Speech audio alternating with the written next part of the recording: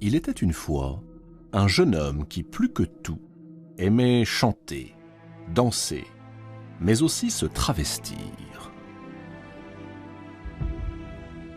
Partout où il allait, un bruyant cortège s'attachait à ses pas, formé de nymphes à la peau blanche et aux longs cheveux noirs, et de satyres aux cornes de bouc.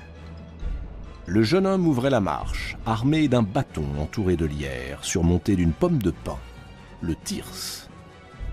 Vers le ciel montait la rumeur tonitruante des rhombes, ces instruments à vent à la sonorité rugissante comparée à celle du tonnerre et aux cris des dieux. Tout ce monde allait le long des routes, suscitant l'étonnement, mais aussi la crainte. Jeune homme déjà, il ne ressemblait pas à ceux de son âge. On disait de lui qu'il n'avait pas les mêmes mœurs que les gens bien. Les siennes étaient légères, dissolues, et plus d'une fois, on l'avait vu gisant sur le chemin, ivre de vin, après une trop longue nuit d'amour. Non, décidément, ce jeune homme était très différent. Aux yeux de tous, il était l'autre, un vagabond, un marginal. Et pourtant, c'était bel et bien un dieu. Son nom est Dionysos. On le surnomme aussi le bruyant ou le rugissant à cause de l'effroyable vacarme qui accompagna sa naissance. Sa naissance. Elle est encore dans tous les esprits. Zeus, dont on connaît l'appétit pour les conquêtes féminines, est tombé sous le charme d'une jeune princesse, la princesse de Thèbes, Sémélé. Pour obtenir ses faveurs, Zeus a pris l'apparence d'un mortel. Cette apparence est la seule qui rend la vue des dieux supportable aux humains. Si par malheur, il venait à enfreindre cette règle, les conséquences seraient terribles. C'est ainsi que, sous les traits d'un homme ordinaire, Zeus vit le parfait amour avec Sémélé. Le problème, c'est que Zeus est marié. Son épouse, Héra, est non seulement la reine du ciel et de l'Olympe, mais aussi la déesse protectrice du mariage. Et cette nouvelle liaison l'inquiète beaucoup plus que les précédentes, car, pour la première fois, Zeus découche régulièrement. De là à ce que sa rivale prenne sa place, il n'y a qu'un pas. Héra décide de réagir. Elle prend l'apparence de la nourrice de Sémélé, une vieille femme qui a toute sa confiance et se rend chez la princesse, déjà enceinte de 6 mois. « Méfie-toi, lui lance-t-elle. Je suis convaincu que ton amant n'est pas Zeus, mais un vulgaire imposteur. Si tu veux en avoir le cœur net, exige de lui qu'il se montre à toi en souverain des dieux et maître de la foudre, comme il le fait lorsqu'il est parmi les dieux. » Sémélé est troublé. Et si sa nourrice disait vrai? Lorsque Zeus vient lui rendre visite, elle lui demande de se montrer à elle tel qu'il est réellement. Zeus est épouvanté. Il sait trop le danger que cela représente pour sa bien-aimée. Il refuse. Sémélé insiste, lui rappelle qu'il a juré par le Styx qu'il ferait tout ce qu'elle demandera. Or, si quelqu'un jure par le Styx, ce serment devient inviolable. Le dieu qui manquerait à sa parole serait purement et simplement exilé de l'Olympe. Sémélé supplie. Zeus résiste. « Très bien, menace Sémélé. Puisque c'est ainsi, tu n'auras plus accès à ma couche. » Alors, Zeus capitule. Sous le regard interloqué de son amoureuse, il se révèle sous la forme du tonnerre, dans une splendeur foudroyante. Et c'est le drame. le palais tout entier s'embrase. Mais aussi la pauvre Sémélé qui a tout juste le temps d'accoucher avant de mourir, dévorée par les flammes.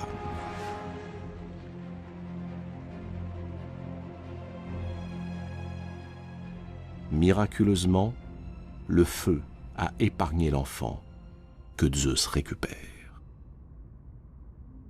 Mais que faire de ce petit être fragile né avant terme? Hermès, le dieu messager, qui est aussi le fils de Zeus, vient à son secours. Il entr'ouvre la cuisse du roi de l'Olympe et y glisse le bébé.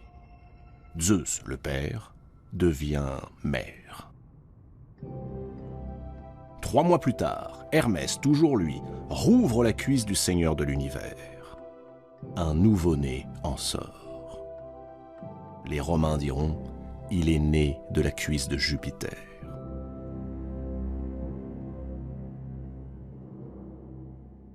Dionysos est ainsi né 2 fois, du ventre de Sémélé et de la cuisse de Zeus. Et sa seconde naissance est indiscutablement celle d'un dieu. Sans tarder, son père le confie à Ino, la sœur de Sémélé, en espérant qu'il grandira en sécurité auprès d'elle. Il lui prescrit de revêtir l'enfant de vêtements féminins pour que Héra ne le reconnaisse pas. Malheureusement, Héra veille.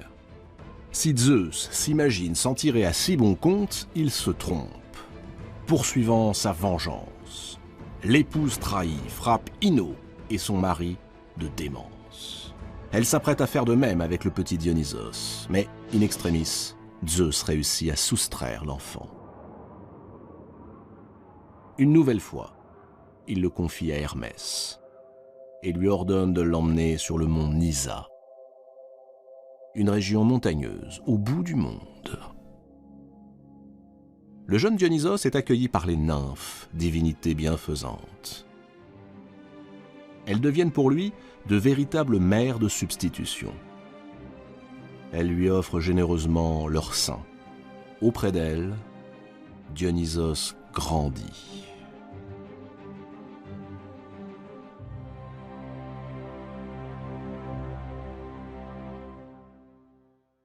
Dionysos sait déjà que le chemin qui l'attend pour être accepté par les dieux sera long et fastidieux.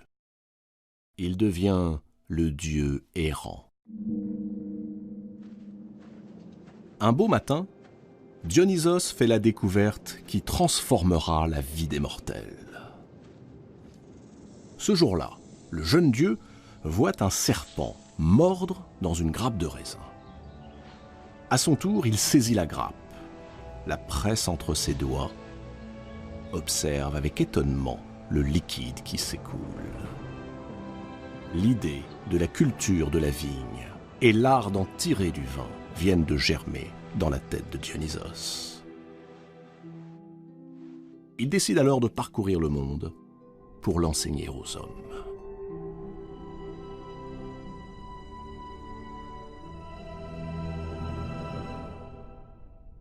Dionysos prend la route.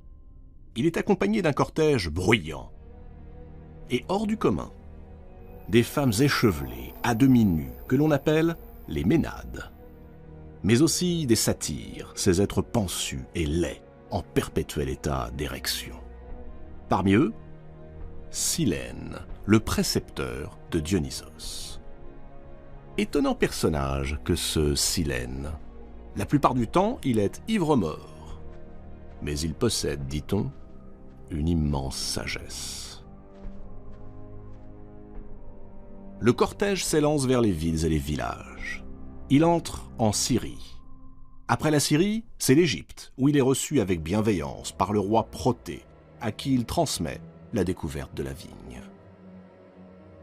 Ensuite, il prend la direction de la Thrace. En Thrace, l'accueil est nettement moins chaleureux. Sur cette terre règne le roi Lycurgue.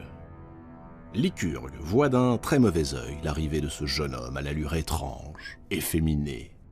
D'où vient-il, ce personnage qui prétend être un dieu? Et qui sont ces femmes qui délirent à ses côtés? Cet étranger est précédé d'une réputation sulfureuse.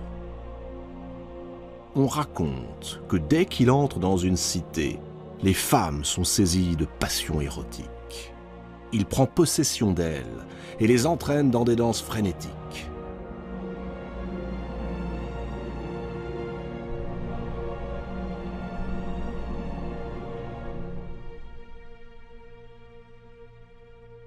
Tout ceci inquiète le roi au plus haut point. Lycurgue fait immédiatement arrêter les Ménades, les jette en prison et se lance à la poursuite de Dionysos. Affolé, le jeune dieu prend ses jambes à son cou. Parvenu au bord de l'océan, poursuivi, il n'a d'autre choix que de se jeter à l'eau. Dionysos va mourir noyé, disparaître à jamais. Heureusement, Thétis, la déesse de la mer, est là. Thétis l'apaise, le réconforte et le cache dans les profondeurs marines. Dionysos est humilié. Jamais personne ne l'avait traité de la sorte. Il en a perdu jusqu'au courage de retourner affronter Lycurgue. Alors, sa grand-mère, Rhéa, décide de venir à son secours. Rhéa libère les Ménades et jette un sort à Lycurgue. Le roi est pris de démence. Il se rue sur son propre fils et le tue à coups de hache. Puis il découpe son cadavre en morceaux. Dionysos, pour le punir, rend le sol de Thrace à jamais stérile. Il annonce que cette stérilité ne cessera que si Lycurgue est mis à mort. Sans le moindre état d'âme, les habitants de Thrace conduisent Lycurgue sur le mont Pangée, l'attachent à des chevaux sauvages et l'écartèlent.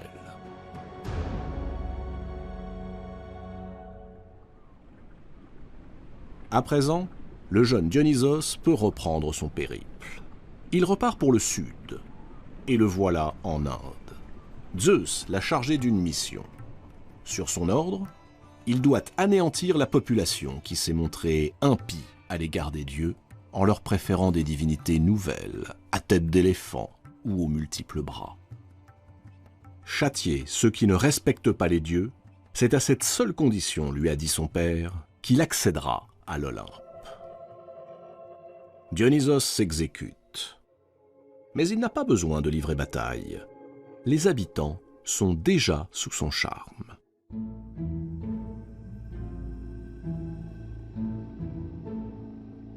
Son arrivée donne lieu partout à de fastueux défilés où il se présente debout, dans un char orné de pampres et de lierres tirés par des panthères, accompagné par ses fidèles Ménades et ses satyres.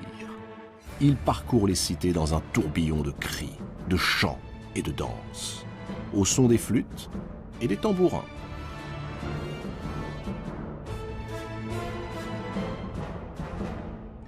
Sa victoire est totale.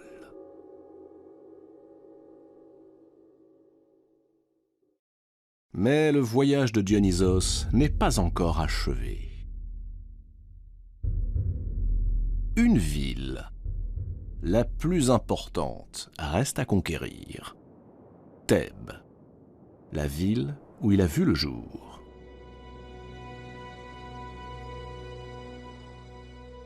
La tâche qui l'attend paraît bien compliquée. Il sait qu'il sera vu à la fois comme l'étranger et l'autochtone, le même et l'autre.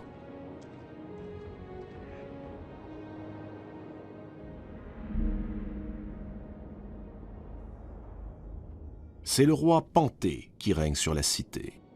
Panthée représente l'ordre, la norme, et cette norme ne peut en aucun cas être perturbée.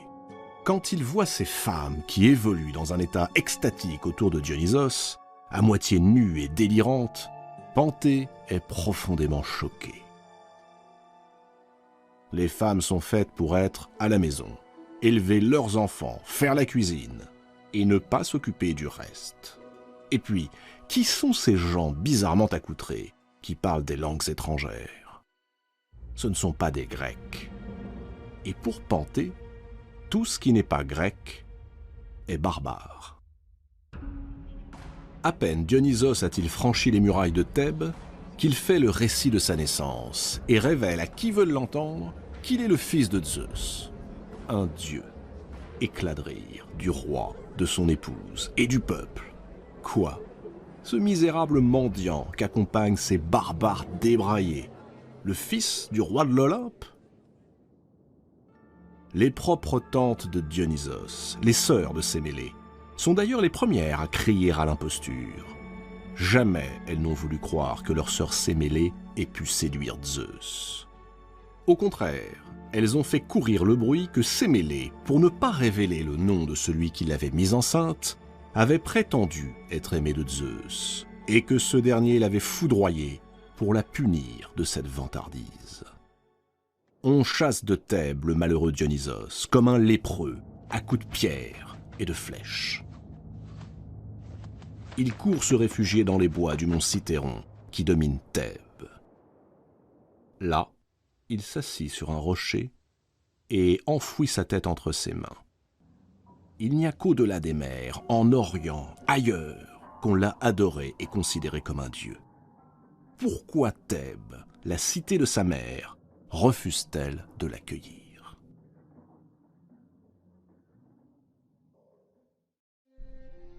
La nuit venue, Dionysos réunit son cortège. Il allume un immense feu autour duquel il fait couler des sources de vin et se met à danser avec les ménades aux tresses sensuelles, avec les satyres aux torses difformes et avec les centaures aux pas rapides. Puis, dans le fracas des tambours, au son des fifres et des flûtes, le voilà qui descend vers la ville.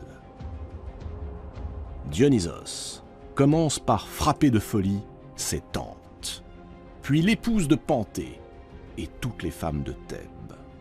Incapables de se maîtriser, elles quittent leur maison à moitié nues, délaissent leurs enfants et leurs maris. Dans l'extase, la démence et le délire, elles se mettent à adorer le nouveau dieu, Dionysos. Dionysos les applaudit, puis il leur commande de rejoindre les Ménades sur le mont Cithéron. Là-bas, ensemble, elles pourront s'adonner sans retenue à des plaisirs orgiaques et des libations.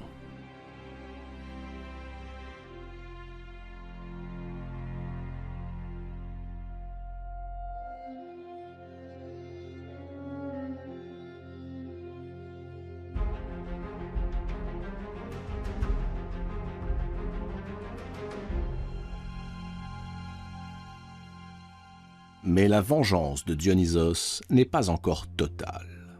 Il reste Panthée, le roi qui l'a humilié. À la nuit tombée, Dionysos se déguise en prêtre et marche vers le palais. Il retrouve Panthée, à qui il fait le récit de l'incroyable journée. Peu à peu, il réussit à le convaincre de se rendre avec lui sur le mont Cithéron. Mais par prudence, conseille-t-il, mettez un vêtement de femme. Panthée finit par accepter. Au fond, lui aussi veut voir ce monde féminin plein de luxure qui menace sa cité. Et voilà le prude et vertueux monarque qui délie ses cheveux, rehausse ses sourcils de couleur criarde. En réalité, il est déjà sous l'emprise de Dionysos. Arrivé au sommet du mont Cithéron, Dionysos lui indique un arbre du haut duquel il pourra observer le spectacle sans être vu. Mais c'est trop tard. Les femmes, déchaînées, ivres-mortes, possédées, l'ont aperçu. Et sous le déguisement, elles ont reconnu un homme. Elles se jettent sur lui, elles le déchirent, le lacèrent.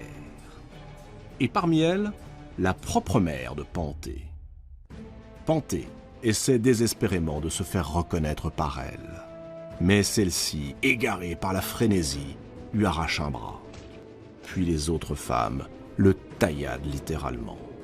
Pour finir, Sa mère, qui ne voit toujours pas qu'il s'agit de son fils, lui tranche la tête, la plante sur un bâton, et elle s'en va, toute fière, en brandissant son funeste trophée.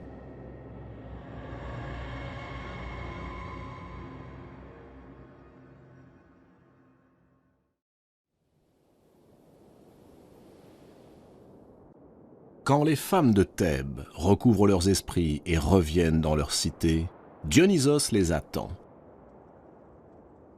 Il s'avance et il leur parle ainsi. « Peuple de Thèbes, je suis le plus grand défi jamais lancé à la face de l'humanité. Tu t'es laissé prendre au piège des habitudes, comme tous les mortels. Tu révères l'ordre et la rigueur, qui sont certes indispensables pour vivre en paix au sein de la cité. Mais tu refoules la part d'étrangeté qui t'inquiète et qui pourtant gît au fond de toi.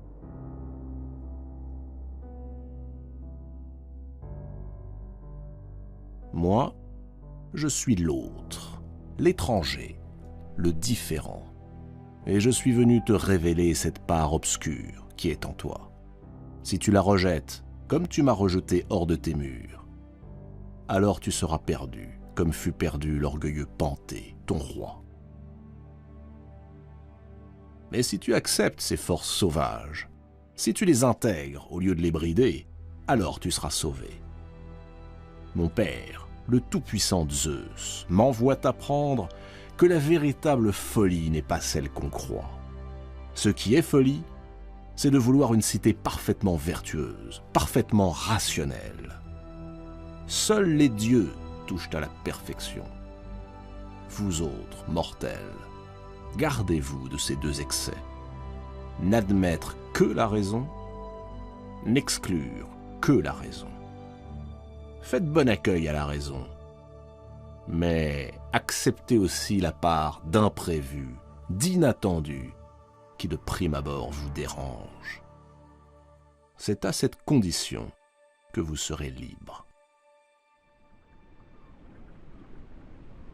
Après que toute la Grèce eut reconnu sa divinité, Dionysos poursuivit son voyage dans les îles, répandant partout où il passait, tantôt la joie et tantôt la terreur.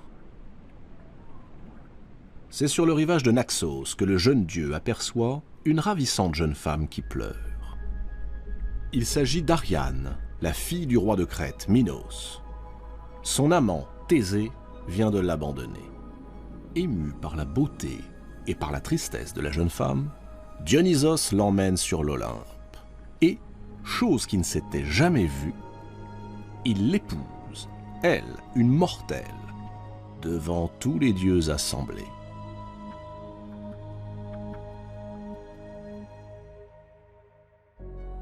La puissance du fils de Zeus est désormais reconnue par tous. Dionysos a achevé son rôle sur Terre. Il a enfin le droit de gagner le ciel.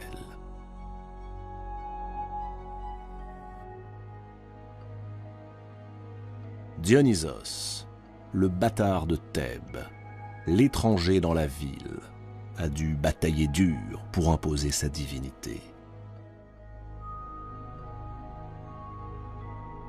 Bientôt, le culte de Dionysos s'implante officiellement dans le monde grec. Au printemps et à l'automne, les cités organisent de grandes réjouissances populaires. Elles donnent naissance à une forme essentielle de l'art grec, le théâtre. Peu à peu, les poèmes prennent la forme de pièces que l'on joue dans des lieux consacrés aux dieux. Ce sont les fameux théâtres antiques. On déclame des vers qui racontent la vie de Dionysos et ses exploits, ou ceux des autres grands héros de la mythologie. On se travestit, on porte des masques, on danse, on boit. Lors de rituels clandestins, les adeptes de Dionysos, voulant se confondre avec lui, consomment la chair d'un animal sacrifié, le corps du dieu, et boivent une coupe de vin, le sang du dieu.